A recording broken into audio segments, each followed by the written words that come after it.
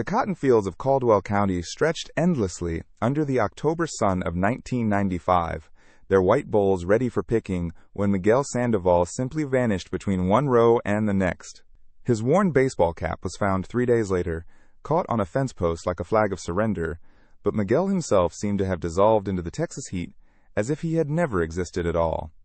If this reminds you of someone who worked the fields, someone whose name you never learned but whose face you remember, share this story with those who understand that every disappearance leaves a hole in the world that never quite heals. Miguel had been 24 that autumn, with calloused hands that could pick cotton faster than most men twice his age, and a smile that appeared whenever he spoke of his daughter waiting for him in Michoacan. The other workers at the Brennan Ranch remembered him as the one who always shared his tortillas, who knew which plants would ease a fever, and who sang old corridos while they worked the endless rows under the scorching sun.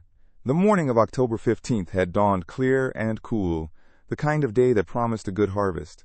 Miguel had walked to the fields before sunrise, as he had every day for 3 months, his thermos of sweet coffee in one hand and his picking sack in the other. The foreman, a weathered Anglo named Charlie Brennan, later told the sheriff that Miguel had been assigned to the north section, near the creek that separated the ranch from the abandoned Johnson property. He was a good worker, Brennan would say, his voice carrying the weight of a man who had seen too many faces come and go. Kept to himself mostly, but never caused trouble. Just wanted to send money home to his little girl. The other pickers noticed Miguel's absence when the lunch whistle blew. His section showed the neat, systematic work of a man who took pride in his labor. 4 complete rows picked clean, with the 5th row half finished, as if he had simply set down his sack and walked away. But Miguel Sandoval was not a man who walked away from unfinished work. Rosa Gutierrez, a woman from Oaxaca who had worked alongside Miguel for 2 seasons, remembered the conversation they'd had the night before his disappearance. They had been sitting outside the weathered trailer that served as the workers' makeshift kitchen, watching the stars emerge over the cotton fields. He talked about his daughter, Rosa would later tell anyone who would listen. Always talked about little Carmen, how she was learning to read, how she drew pictures of him working in America. He said he had enough money saved to go home for Christmas, maybe even to stay. The local sheriff's department conducted what they called a thorough investigation. They walked the fields, questioned the workers, and filed a report that gathered dust in a filing cabinet for the next 25 years. To them, Miguel Sandoval was another undocumented worker who had likely moved on to other fields, other towns, other opportunities. The fact that he had left behind 3 months, wages, and a photograph of his daughter, the only 2 things he truly valued, seemed to carry little weight in their assessment. But the workers knew better. They knew that Miguel would never have left without that photograph, creased and worn from being handled with reverent care each evening before sleep. They knew he counted his money every Sunday, planning exactly how much he could send home and how much he needed to survive until the next payday. They knew he had been saving every penny for a phone call to Carmen on her 6th birthday, just 2 weeks away. As the days passed and Miguel failed to return, a quiet fear settled over the migrant camp like morning fog. Workers began traveling in pairs, avoiding the isolated sections of the ranch, looking over their shoulders as they moved between the fields and their temporary homes.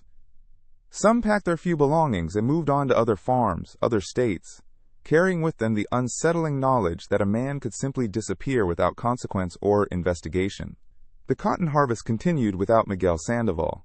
His rows were reassigned, his bunk in the shared trailer was given to a new arrival from Guerrero, and his absence became just another story, whispered around campfires and kitchen tables.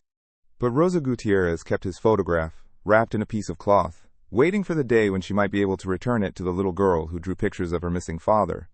Charlie Brennan hired new workers as the season progressed, but he found himself walking the north section more often than necessary, his eyes scanning the fence line where Miguel's cap had been found.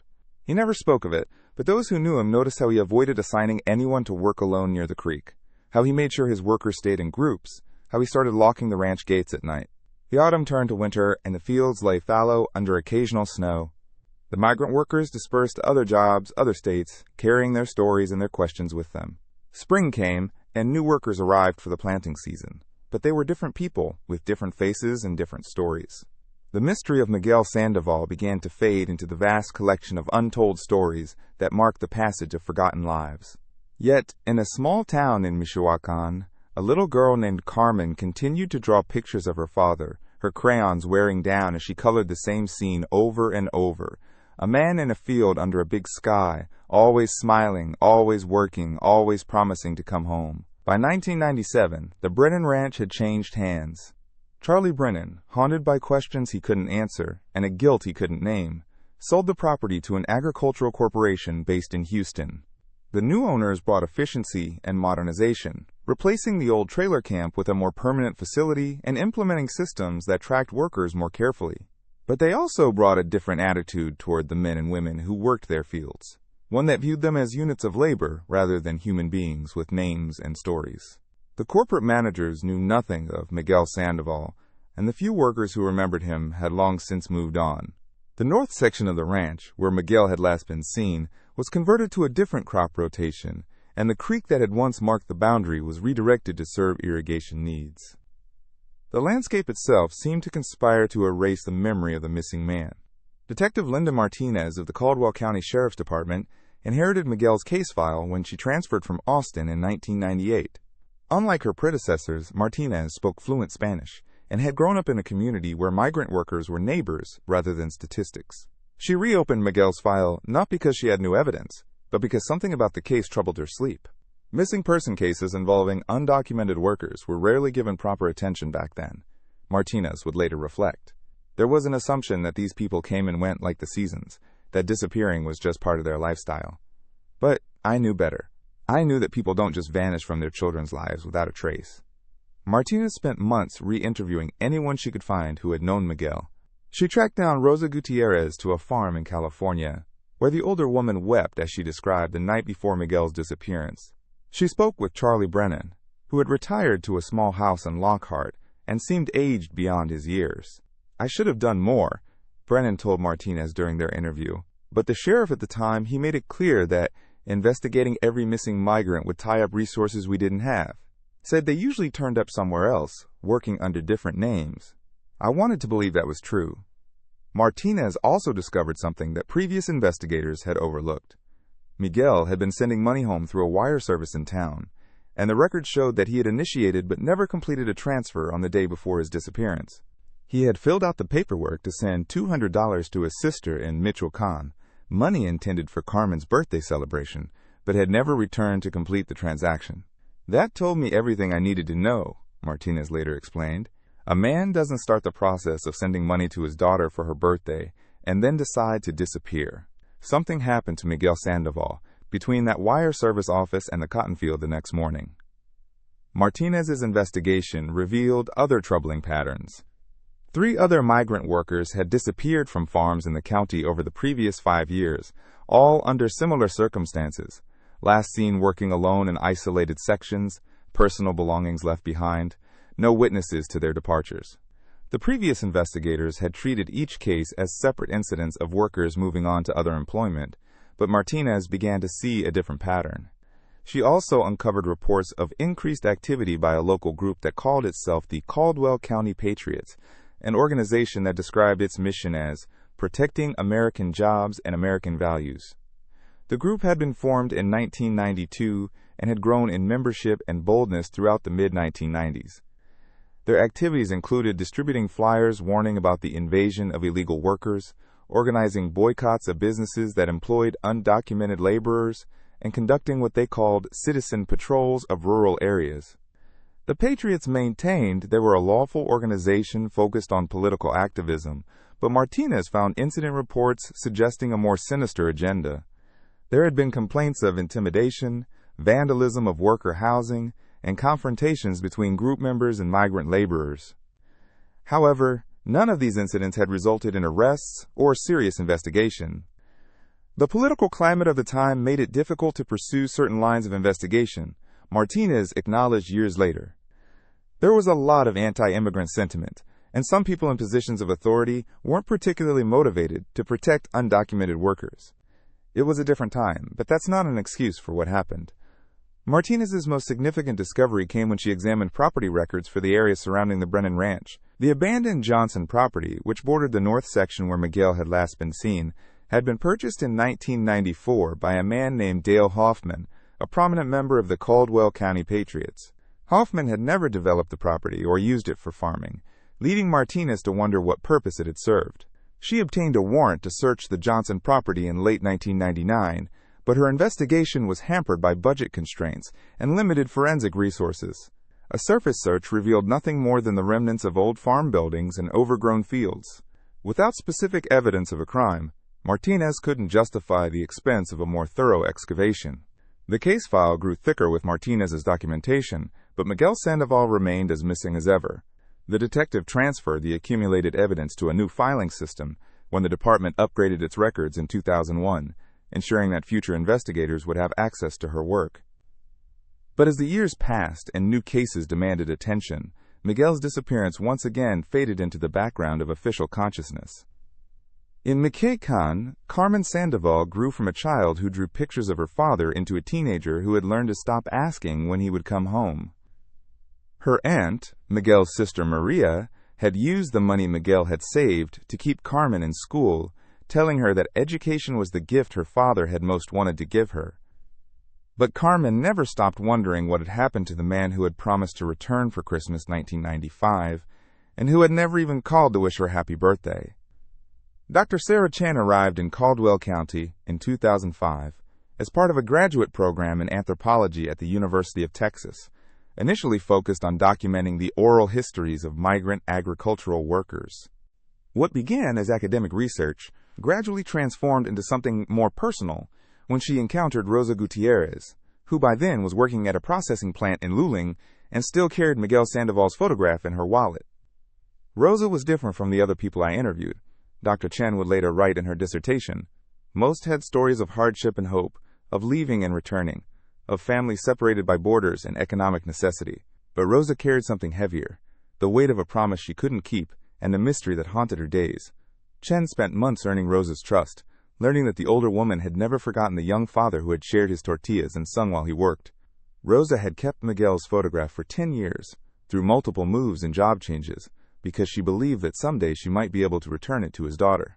But she had no way of contacting Carmen Sandoval, no means of reaching across the border with news that would only bring more pain. She would take out that photograph every few weeks, Chen documented in her field notes.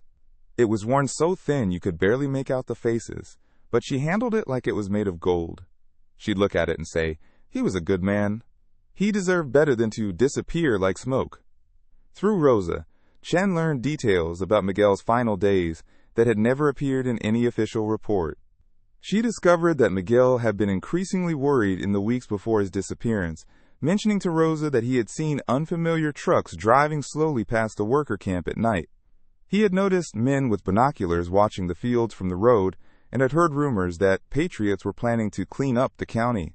Miguel told me he was thinking of leaving early. Rosa confided to Chen during one of their interviews. Not because of the work, but because something felt wrong. He said the air had changed, like before a storm. But he needed just 2 more weeks, pay to have enough for Christmas with Carmen. 2 weeks. Chen's research expanded beyond Miguel's story as she uncovered a network of similar disappearances throughout Central Texas during the mid-1990s.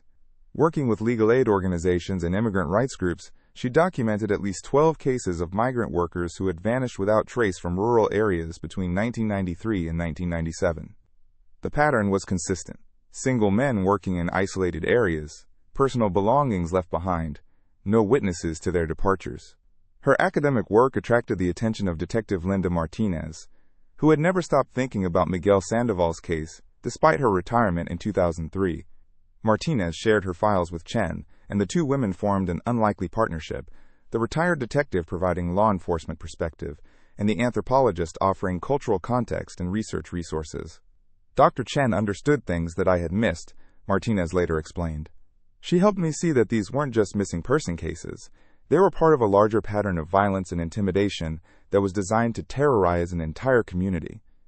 The disappearances sent a message that was heard clearly by every migrant worker in the region.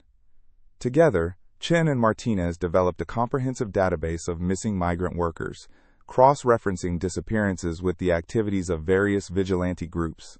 Their research revealed that the Caldwell County Patriots had been part of a larger network of similar organizations operating throughout Texas, sharing information and coordinating activities. Many of these groups had disbanded or gone underground after increased federal scrutiny in the late 1990s, but their members remained in the community.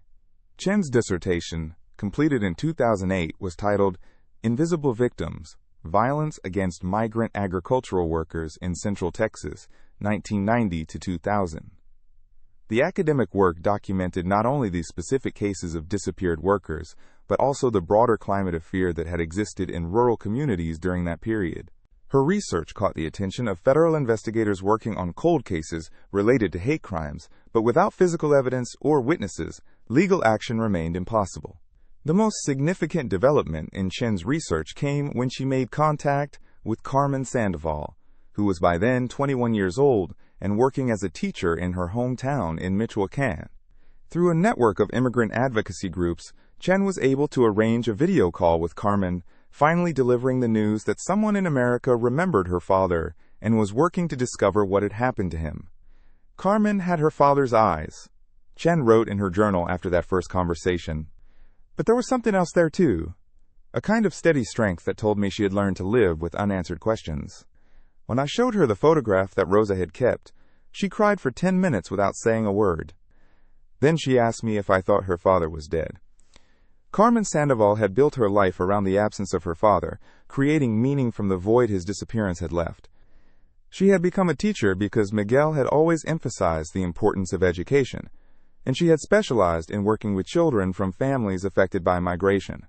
Her classroom wall featured a map of North America with 2 pins, one marking her town in Michoacán and another marking Caldwell County, Texas.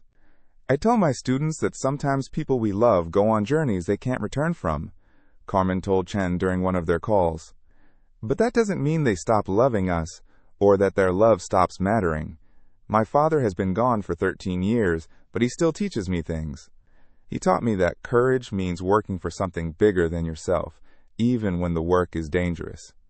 Chen's research culminated in a presentation to the Texas State Commission on Missing Persons in 2009, where she argued for the reclassification of migrant worker disappearances from missing person cases to potential homicide investigations. Her work contributed to new protocols for investigating cases involving vulnerable populations. But for the families of the disappeared, policy changes couldn't restore what had been lost. The partnership between Chen and Martinez continued even after the formal completion of the research. Both women understood that their work was about more than academic achievement or professional accomplishment. It was about bearing witness to lives that had been deemed expendable, about refusing to let stories disappear along with the people who had lived them. In her final interview for the dissertation, Rosa Gutierrez told Chen something she had never shared with anyone else. On the night before Miguel disappeared, he dreamed about his daughter. He told me she was calling his name, but when he tried to answer, no sound came out of his mouth. He said it felt like a warning, but he didn't know what it meant. Now, I think maybe Carmen was trying to call him home, but it was already too late. By 2010, Caldwell County had transformed dramatically from the rural community, where Miguel Sandoval had disappeared 15 years earlier. Suburban development had claimed many of the cotton fields, replacing them with subdivisions and strip malls that served Austin's expanding metropolitan area. The old Brennan Ranch was now a gated community called Cotton Creek Estates, its streets named after plants that had never grown in Texas, and its residents largely unaware of the history beneath their foundation slabs. Detective James Morrison joined the Caldwell County Sheriff's Department in 2012, bringing with him a different perspective on cold cases and missing persons investigations. Morrison had grown up in a border community and had seen firsthand how easily vulnerable populations could become invisible to law enforcement. When he inherited Linda Martinez's files, including the thick folder on Miguel Sandoval, he approached the case with fresh eyes and modern investigative techniques. The thing that struck me about Miguel's case wasn't what was in the file, Morrison later explained. It was what wasn't there. No DNA collection from his personal items, no systematic search of the area where he disappeared, no follow-up with federal immigration databases. The investigation had been handled like he was already gone before anyone started looking for him. Morrison's first step was to re-examine the physical evidence using forensic techniques that hadn't been available in 1995. Miguel's baseball cap, stored in the department's evidence room for 17 years, yielded DNA samples that could be used for comparison purposes. More importantly, the cap showed trace evidence of substances that suggested it had been removed forcibly rather than simply lost or discarded. The detective also utilized new database technologies to track down witnesses and associates from Miguel's time at the ranch. He located former workers who had scattered across the country, conducting interviews via phone and video calls that revealed details about the climate of fear that had surrounded Miguel's disappearance. These conversations painted a picture of systematic intimidation that had never been properly documented or investigated. One breakthrough came when Morrison contacted Dr. Sarah Chen, whose research had been archived at the university but never fully integrated into the official investigation. Chen had maintained contact with Carmen Sandoval over the years, and through her was able to provide Morrison with information about Miguel's background that helped establish a more complete timeline of his final weeks in Texas. Carmen had grown into a remarkable woman, Morrison noted in his case files. She had built a life around honoring her father's memory, but she also wanted answers. When I told her we were reopening the investigation, she didn't ask me if I thought we'd find him alive. She asked me if we'd find out why he had to die. Morrison's most significant discovery came when he cross-referenced property ownership records with membership lists from various activist organizations that Dr. Chen had identified in her research. The pattern that emerged suggested a coordinated effort to target migrant workers in specific geographic areas, with disappearances clustered around properties owned or controlled by members of anti-immigrant groups. The abandoned Johnson property where Miguel had last been seen had changed hands several times since Dale Hoffman's ownership in the 1990s. Morrison obtained permission from the current owners to conduct a more thorough search of the grounds, utilizing ground-penetrating radar and cadaver dogs that hadn't been available to previous investigators. The initial search in 2013 revealed anomalies in the soil composition that suggested possible burial sites, but budget constraints prevented immediate excavation. Morrison documented the locations and continued building his case through other means, hoping that eventually he would have sufficient evidence to justify the expense of a full forensic excavation. Meanwhile, Morrison's investigation into the Caldwell County Patriots had uncovered a troubling legacy. While the organization had officially disbanded in 1998, many of its members had remained in the community, and some had moved into positions of local authority. Morrison found that several former Patriots had served on county commissions, school boards, and even within law enforcement agencies. A revelation that explained why investigations into migrant worker disappearances had been so inadequate. It wasn't necessarily a conspiracy, Morrison clarified years later, but there was definitely a culture that didn't value certain lives the same way it valued others. When the people responsible for investigating crimes don't see the victims as fully human, justice becomes impossible. The detectives' work attracted attention from federal authorities who were reviewing cold cases related to civil rights violations. The FBI opened a parallel investigation in 2014, bringing resources and expertise that the county couldn't provide. However, the federal involvement also brought political pressure, with some community members arguing that dredging up old history was divisive and unnecessary. Morrison persevered despite the controversy, driven by what he called the conviction that truth doesn't have an expiration date. He maintained regular contact with Carmen Sandoval, providing updates on the investigation and ensuring that Miguel's family remained informed about developments in the case. During one of their conversations, Carmen shared something that had always puzzled her about her father's disappearance. Miguel had been sending money home regularly through wire transfers, but the amounts had been increasing in his final weeks in Texas. The family had assumed he was earning more money, but Carmen wondered if he had been saving less for himself because he planned to leave earlier than expected. Maybe he knew something was wrong, Carmen told Morrison. Maybe he was trying to send us as much as possible before something happened. I wish I could ask him, but all I can do is honor his memory by making sure people remember that he mattered. Morrison's investigation also revealed the human cost of the climate of fear that had surrounded Miguel's disappearance. Former migrant workers described how the disappearances had affected their communities, creating an atmosphere where people were afraid to report crimes, afraid to seek medical attention, afraid to send their children to school. The terror had been effective in its purpose. Many workers had left the area, and those who remained had become even more invisible to the broader community. The goal wasn't just to eliminate specific individuals, Morrison concluded in his investigative summary. It was to send a message to an entire population that they were not welcome, not protected, and not valued. Miguel Sandoval and the others who disappeared were victims of that message, but so were all the families who lived in fear, all the children who grew up without fathers, all the communities that were torn apart by violence and silence. As Morrison's investigation progressed into 2015, he knew that time was working against him.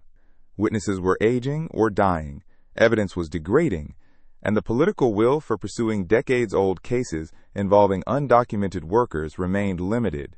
But he also knew that Carmen Sandoval was counting on him to discover what had happened to her father, and that knowledge gave him the motivation to continue seeking answers in a case that others had long since forgotten. The breakthrough in Miguel Sandoval's case came from an unexpected source in 2016, when Morrison received a call from a technology journalist named Kevin Walsh, who was researching hate groups that had used early internet forums to coordinate activities in the 1990s.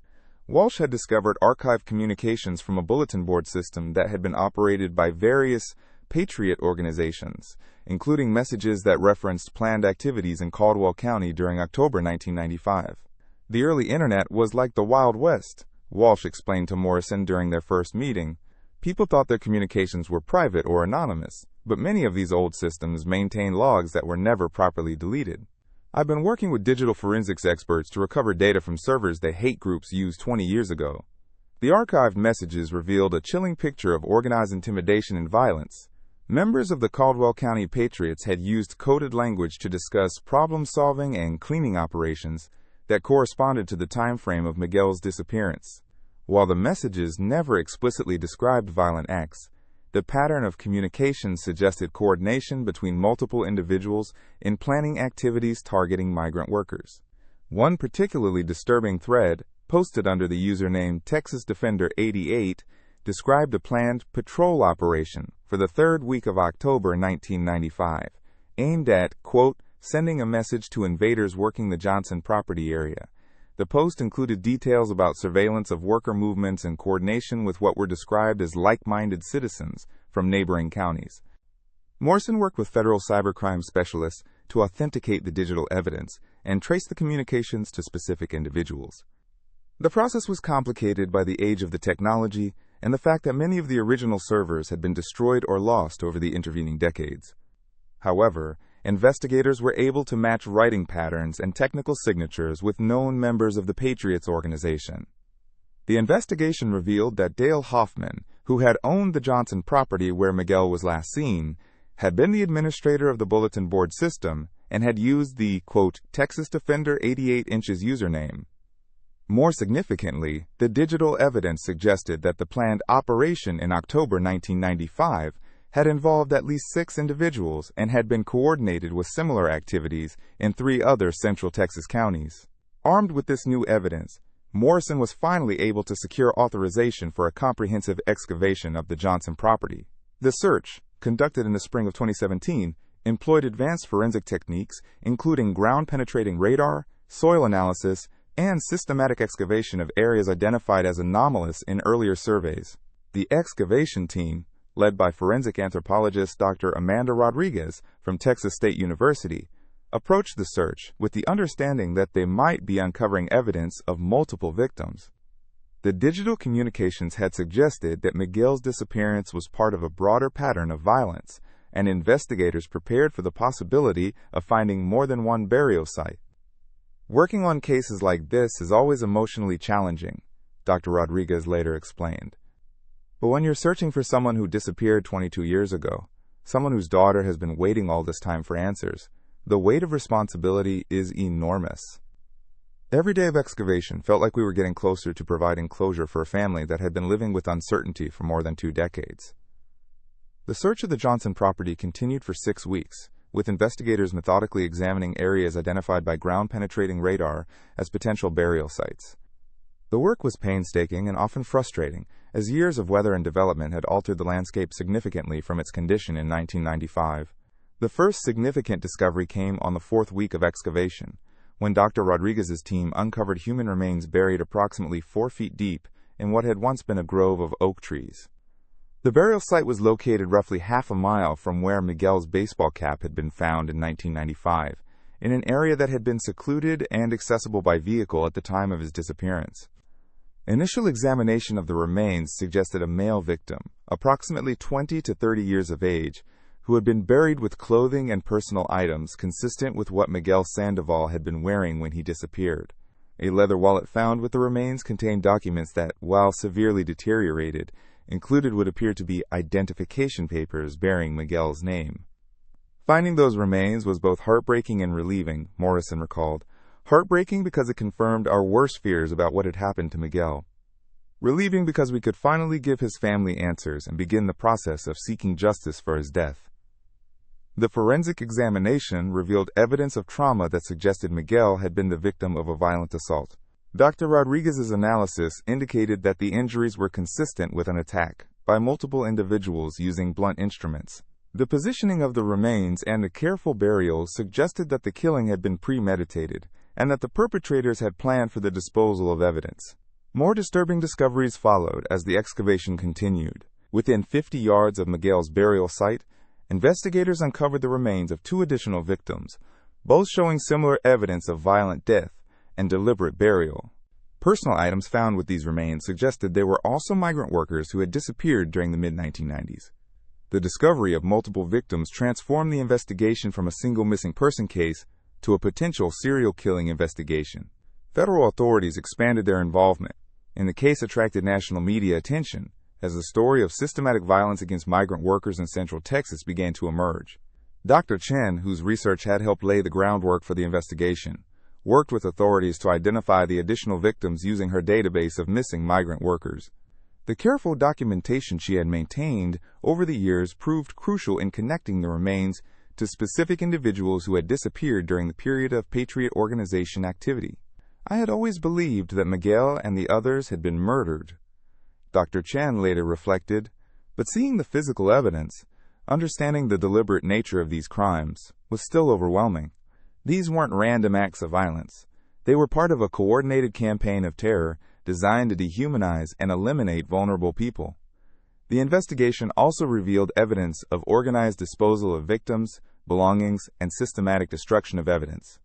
Investigators found burned remains of clothing and personal items in a fire pit approximately 100 yards from the burial sites, suggesting that the perpetrators had taken care to eliminate traces that might lead to their identification. As news of the discovery spread, other families began coming forward with information about relatives who had disappeared during the same period. The investigation expanded to include examination of additional properties owned by Patriots organization members, and authorities began preparing for what appeared to be a complex prosecution involving multiple defendants and decades-old crimes. For Carmen Sandoval, now 32 years old, and watching the developments from her home in Michoacan, the discovery of her father's remains brought the mixture of grief and relief that comes with the end of long uncertainty. She had spent more than half her life wondering what had happened to Miguel, and finally knowing the truth, however painful, allowed her to begin a different kind of mourning. "I always knew my father was dead," Carmen told Morrison during a phone call after the remains were identified. But not knowing what happened to him, not being able to bury him properly, not being able to tell him goodbye, that was a different kind of death for our whole family. Now at least we can bring him home. The identification of Miguel Sandoval's remains in 2017 marked the beginning of the most complex criminal investigation in Caldwell County's history. As forensic experts confirmed the identities of all 3 victims found at the Johnson property, federal and state authorities launched a joint task force to prosecute what they now recognized as a series of hate crimes that had remained hidden for over 2 decades. U.S. Attorney Sarah Martinez, no relation to the retired detective, took the lead on the federal prosecution, working with state officials to determine jurisdiction and coordinate charges. The case presented unique challenges, as many of the suspects identified through the digital evidence were elderly, some had died, and others had moved away from Texas. The passage of time had complicated witness testimony and evidence preservation, but the systematic nature of the crimes and the clear evidence of civil rights violations provided a foundation for federal prosecution. Cases like this test the very core of our justice system, U.S. Attorney Martinez explained during a press conference announcing the formation of the task force. When crimes are committed against the most vulnerable members of our society, when those crimes are motivated by hatred and prejudice, and when those crimes go unpunished for decades, we have a responsibility to pursue justice regardless of how much time has passed. The first arrest came in late 2017 when federal agents took Dale Hoffman into custody at his home in New Braunfels, where he had been living quietly as a retired insurance agent. Hoffman, now 73 years old, was charged with federal civil rights violations, conspiracy, and murder in connection with the deaths of Miguel Sandoval and the other victims. Additional arrests followed as investigators worked through the list of Patriots organization members identified in the digital communications. The investigation revealed a conspiracy that had involved at least 8 individuals and had resulted in the deaths of multiple victims over a period of several years. The perpetrators had targeted migrant workers specifically because they believed these individuals were unlikely to be missed or investigated if they disappeared. The systematic nature of the crimes, including the coordinated surveillance, planned attacks, and organized disposal of evidence, demonstrated a level of premeditation that shocked even experienced prosecutors. Detective Morrison's years of patient investigation had built a comprehensive case that connected the defendants to specific crimes through multiple forms of evidence. The digital communications provided proof of planning and coordination, while forensic evidence from the burial sites established the violent nature of the deaths. Witness testimony from surviving migrant workers described the climate of fear and intimidation that had surrounded the disappearances. The prosecution faced significant challenges in bringing the case to trial. Defense attorneys argued that the passage of time had compromised evidence and witness reliability, and that prosecuting elderly defendants for crimes committed decades earlier served no legitimate purpose of justice. They also challenged the federal government's jurisdiction, arguing that the crimes were local matters that should be handled by state authorities if prosecuted at all. The defense strategy was essentially to argue that these crimes were too old to prosecute, Morrison observed. But from our perspective, murder doesn't have a statute of limitations, and hate crimes that target vulnerable populations can't be ignored just because time has passed. Miguel Sandoval and the other victims deserve justice, regardless of how long it took to achieve it. The trial preparation process was extensive and emotionally demanding for everyone involved. Carmen Sandoval traveled from Mexico to Texas to provide victim impact testimony and to represent her father's memory during the proceedings. Rosa Gutierrez, now in her 70s, testified about her memories of Miguel and the fear that had gripped the migrant worker community during the period of the disappearances. Dr. Sarah Chen's research proved crucial to the prosecution's case, as her documentation of the broader pattern of violence helped establish the systematic nature of the crimes. Her testimony provided context for the jury about the vulnerability of migrant workers and the impact of the defendants' actions on entire communities. Testifying was one of the most difficult things I've ever done, Dr. Chen later reflected. But I knew that Miguel and the other victims needed someone to speak for them, to help the jury understand who they were as human beings and what their deaths meant to their families and communities. The first trial began in February 2019, with Dale Hoffman as the lead defendant. The prosecution presented a methodical case that traced the development of the conspiracy from its origins in anti-immigrant rhetoric to its culmination in multiple murders. Digital evidence showed Hoffman's role in planning and coordinating attacks, while forensic evidence connected him to the burial sites where the victims were found. The defense argued that Hoffman was an elderly man being prosecuted for crimes allegedly committed when he was much younger, and that the digital evidence was insufficient to prove his involvement in actual violence. Defense attorneys also attempted to characterize the defendants as misguided activists rather than murderers, arguing that their anti-immigrant views, while objectionable, did not constitute evidence of criminal conspiracy. The jury deliberated for 3 days before returning guilty verdicts on all charges against Hoffman. The 75-year-old defendant was sentenced to life in prison without the possibility of parole, a decision that Carmen Sandoval watched from the courtroom gallery with tears streaming down her face. "When I heard the judge say, 'guilty,' I felt my father's presence in that room," Carmen later told reporters. "For 24 years, I wondered if anyone would ever be held accountable for taking him away from us. That moment in the courtroom wasn't just justice for my father. It was justice for every migrant worker who has been treated as if their life didn't matter." Additional trials followed over the next 18 months as prosecutors worked through the list of co-conspirators identified in the investigation. Not all defendants lived to face trial.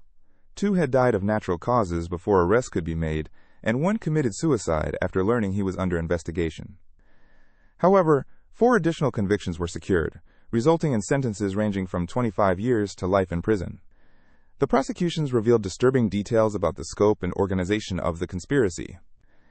Evidence presented at trial showed that the defendants had maintained detailed surveillance of migrant worker camps, had coordinated their attacks to avoid detection, and had developed systematic methods for disposing of victims, bodies, and belongings. The crimes had been motivated by a toxic combination of racial hatred, economic resentment, and the belief that undocumented workers were somehow less than human. Perhaps most chilling was the revelation that the defendants had celebrated their crimes, sharing photographs and trophies with each other as evidence of what they considered successful operations. These materials, recovered during searches of defendants' homes, provided prosecutors with powerful evidence of premeditation and the defendants' awareness of the criminal nature of their actions. The trials also exposed institutional failures that had allowed the crimes to go undetected and unprosecuted for so long. Testimony revealed that some law enforcement officials had been aware of Patriots' organization activities but had failed to investigate reports of missing migrant workers seriously. While no evidence suggested official participation in the conspiracy, the trials highlighted how prejudice and indifference within institutions had created an environment where such crimes could occur.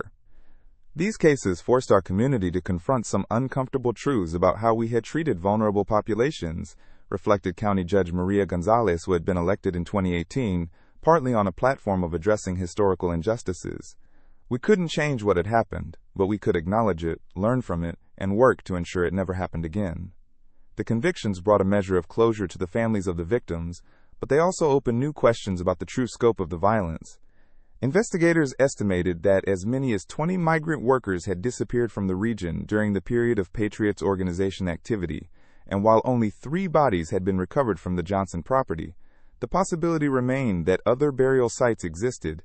Dr. Rodriguez continued to work with authorities to investigate additional properties, using ground-penetrating radar and other forensic techniques to search for more victims. These efforts were complicated by development and land use changes that had occurred over the intervening decades, but the search continued with support from federal authorities and advocacy organizations. The prosecutions also inspired legislative changes designed to prevent similar crimes in the future. Texas passed new laws requiring more thorough investigation of missing person cases involving vulnerable populations, and federal authorities developed new protocols for investigating potential hate crimes in rural areas. While these changes couldn't help Miguel Sandoval and the other victims, they represented an effort to honor their memory through improved protection for others. Carmen Sandoval used the media attention surrounding the trials to establish a foundation dedicated to supporting families of missing migrant workers and advocating for improved investigation of such cases. The Miguel Sandoval Foundation, headquartered in Austin but serving families throughout the Southwest, provided resources for searching for missing relatives and navigating legal systems in cases involving cross-border disappearances. "My father died because people saw him as less than human," Carmen explained during the Foundation's inaugural press conference. "But his death led to justice not just for him but for others who might have been forgotten. If we can prevent even one family from experiencing what we went through, then his sacrifice will have meaning." The trials concluded in late 2020, more than 25 years after Miguel Sandoval had walked into those cotton fields for the last time. While justice had finally been achieved, the long delay served as a stark reminder of how easily vulnerable lives could be overlooked and forgotten. The case became a watershed moment for law enforcement agencies throughout Texas, leading to new training programs, revised protocols, and a greater emphasis on protecting the rights of all community members, regardless of their immigration status. In March 2021, Carmen Sandoval made her first journey to the United States since her father had left for Texas 26 years earlier. She traveled not as a migrant seeking opportunity, but as a woman claiming her father's remains and confronting the place where his life had ended. The trip represented both an ending and a beginning, the conclusion of a decades-long search for truth and the start of a new chapter in how she would honor Miguel's memory. Detective Morrison met Carmen at the Austin airport, recognizing her immediately despite having only seen her in photographs and video calls. She carried herself with the quiet dignity that he had come to associate with her father's memory, but there was something else in her bearing, a sense of purpose that suggested this journey was about more than simply recovering remains. "When I stepped off that plane, I felt like I was completing a circle that had been broken for too long," Carmen later wrote in her journal. "My father had come to this place with hope, looking for a way to build a better life for his family. I was coming to this same place to bring him home, and to make sure his story would never be forgotten." Carmen's first stop was the Caldwell County Sheriff's Department, where she met with the team of investigators who had worked to solve her father's case. Morrison had prepared a comprehensive briefing that included not only the details of the investigation, but also testimonies from people who had known Miguel during his time in Texas. Rosa Gutierrez, now 78, and living in a retirement community in San Antonio, had traveled to meet Carmen and finally returned the photograph she had carried for 26 years. The meeting between Carmen and Rosa was profound in its simplicity. The older woman, frail but alert, took the worn photograph from her wallet and placed it in Carmen's hands with the solemnity of a sacred ritual. Neither woman spoke for several minutes, understanding that this moment represented the fulfillment of a promise that had sustained Rosa through decades of wondering and waiting.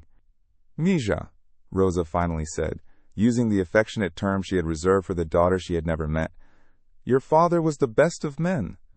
He talked about you every day, counted his money every week to make sure he could send enough home, and carried your picture next to his heart. He died loving you, and that love is what kept his memory alive." Carmen spent 2 weeks in Texas, using the time to understand not only how her father had died, but how he had lived during his final months. She visited the Cotton Creek Estates development that had been built on the former Brennan Ranch, walking the sidewalks that covered the fields where Miguel had worked. The residents she encountered were friendly but largely unaware of the history beneath their manicured lawns, a reality that Carmen found both sad and somehow appropriate. "I stood in someone's backyard that used to be a cotton field," Carmen wrote in her journal, "and I could almost see my father there, picking cotton under the hot sun, thinking about me and planning for Christmas.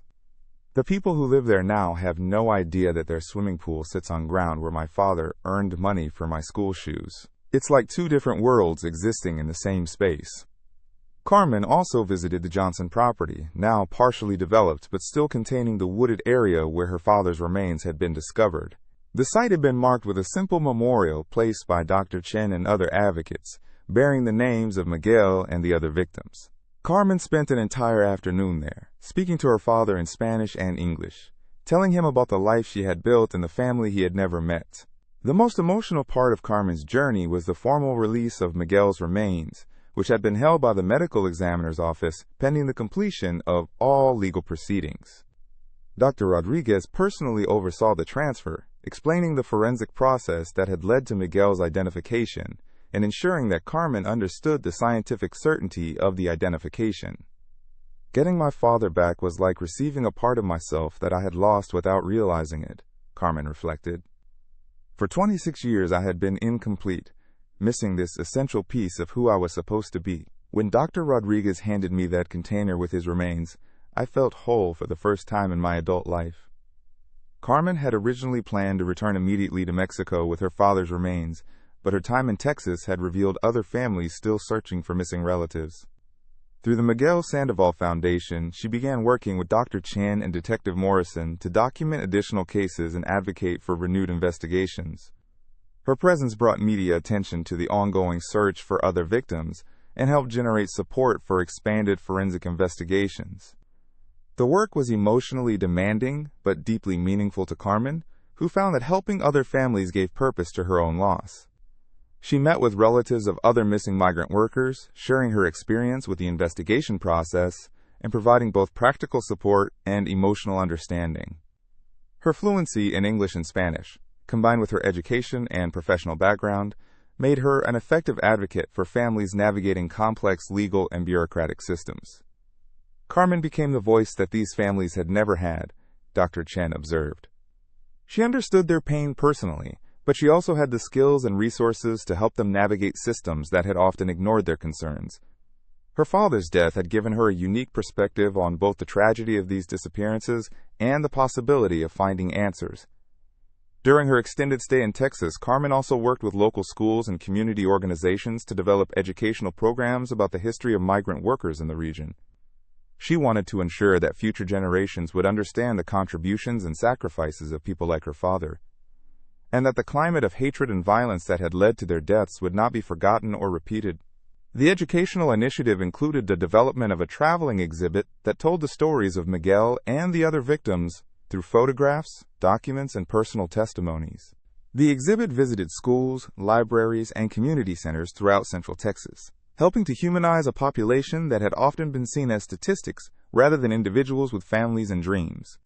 "Education was always important to my father," Carmen explained during a presentation to high school students in Austin. He worked in those fields so that I could go to school, so that I could have opportunities he never had. Now I use that education to make sure people remember him and understand that every person who comes here looking for a better life is someone's father, someone's daughter, someone's hope for the future. Carmen's extended presence in Texas also led to renewed efforts to locate additional burial sites and identify more victims.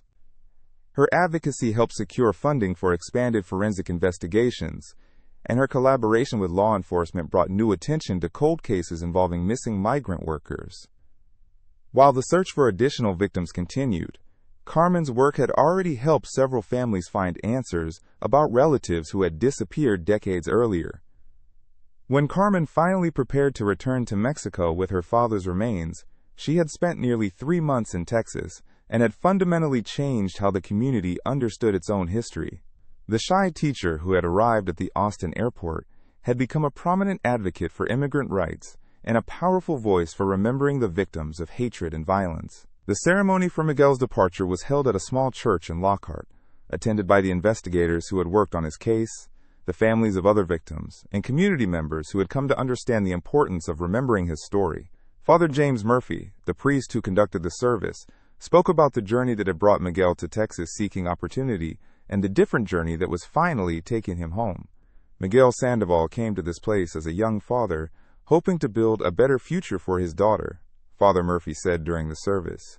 He died here as a victim of hatred and violence, but his death has led to justice and truth. Today we send him home not just as a father returning to his daughter, but as a symbol of all the people who have been forgotten and all the families who have been denied answers for too long. Carmen Sandoval returned to Mexico in June 2021, carrying her father's remains and a transformed understanding of her own purpose in the world. The 3 months she had spent in Texas had changed her from a woman haunted by questions into someone empowered by answers, however painful those answers had been. Miguel's funeral in their hometown in Michoacan drew hundreds of mourners, including people who had never met him but had been touched by his story. The small cemetery on the hill, overlooking their town, became the final resting place for a man whose death had sparked a reckoning with history and whose memory had become a catalyst for justice. Carmen had chosen a simple headstone that bore Miguel's name, the dates of his birth and death, and an inscription in Spanish that read, "A good father who died far from home but was never forgotten."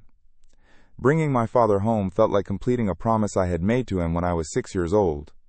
Carmen reflected during an interview 1 year after the funeral. I had promised him that I would be a good student, that I would make him proud, that I would remember him always.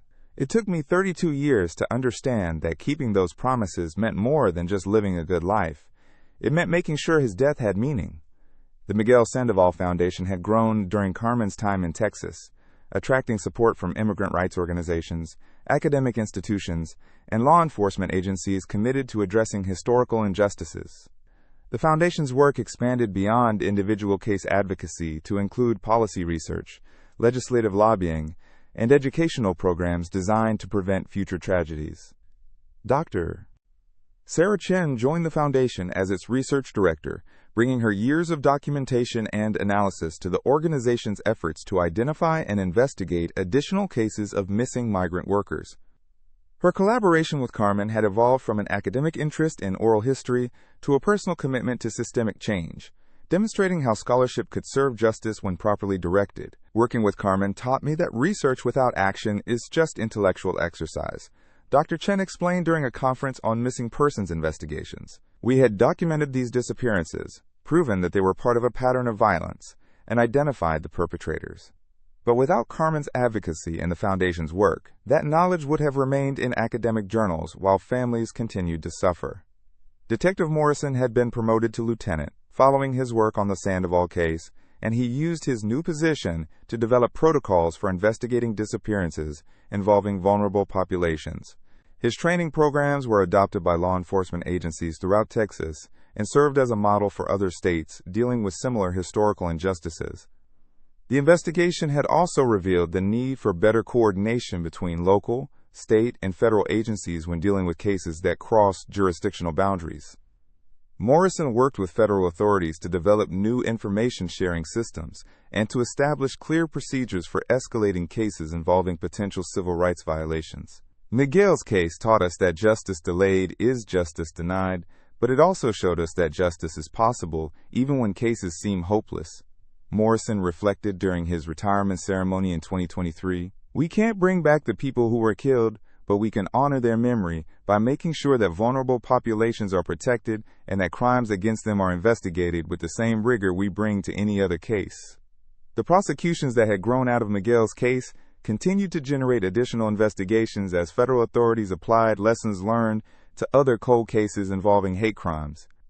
The digital forensics techniques developed during the investigation proved applicable to other cases, and the legal precedents established in the trials strengthened prosecutors' ability to pursue decades-old civil rights violations. Rosa Gutierrez lived to see the conclusion of the trials and the establishment of the Miguel Sandoval Foundation before passing away peacefully in 2022. Her funeral was attended by Carmen, who had maintained a close relationship with the woman who had preserved her father's memory through decades of uncertainty. Rosa was buried with a photograph of Miguel that Carmen had given her, a new print made from the original that she had carried for so many years. "Rosa taught me that memory is a form of love," Carmen said during Rosa's memorial service. "She carried my father's picture for 26 years, not because she was obligated to, but because she understood that forgetting him would have been another kind of death. She kept him alive in her heart until I could claim him for my own." The search for additional victims continued with support from the foundation and ongoing cooperation from law enforcement agencies. Ground-penetrating radar surveys had identified several potential burial sites on properties formerly owned by Patriots organization members, and plans were in place for systematic excavation as funding became available. Carmen had returned to teaching in Mexico, but now split her time between her classroom and her advocacy work. She had married and started a family of her own, naming her first son Miguel in honor of the grandfather he would never meet. Her children grew up hearing stories about their grandfather's courage and sacrifice, understanding that they carried the legacy of a man who had died, seeking a better future for his family. "I want my children to know that their grandfather was a hero," Carmen explained during a visit to Texas in 2024. "Not because he did anything extraordinary, but because he was willing to work hard and sacrifice for his family.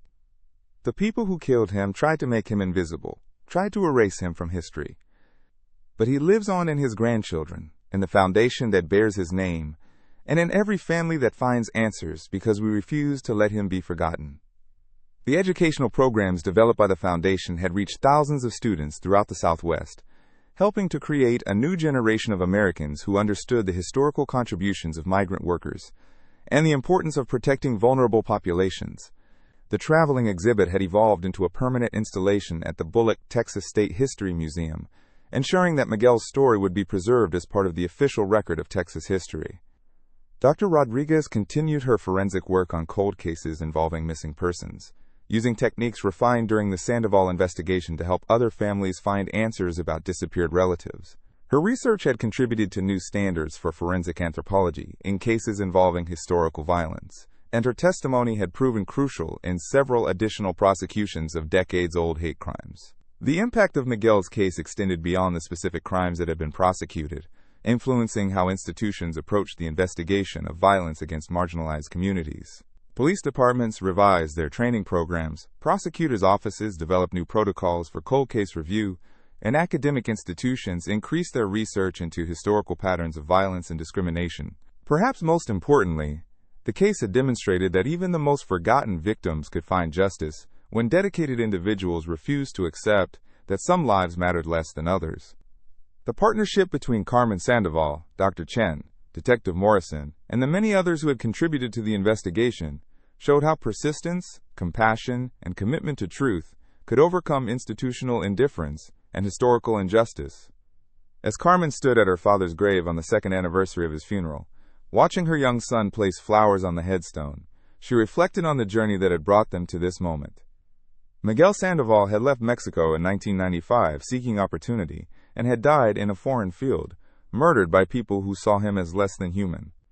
But his death had ultimately led to justice not only for himself, but for others who had been forgotten, and his memory had become a force for change that continued to protect vulnerable people decades after his death. My father died believing that education and hard work could create a better future for his family, Carmen said during a speech at the foundation's annual fundraising dinner in 2025. He was right, but not in the way he expected. His death educated all of us about the cost of hatred and the importance of justice. His memory continues to work for families like ours, ensuring that no one else has to endure what we went through. That is his legacy. Not just the love he gave to his daughter, but the love he inspired in everyone who refused to let him disappear. If stories like Miguel's move you to believe in the power of hope and the strength of human connection, we share them, because they remind us that even in our darkest moments, the bonds of love continue to bind us together, waiting to guide us toward justice and truth. Subscribe to our YouTube channel to hear more stories that honor the memory of those who have been forgotten, and inspire us to build a world where every life matters.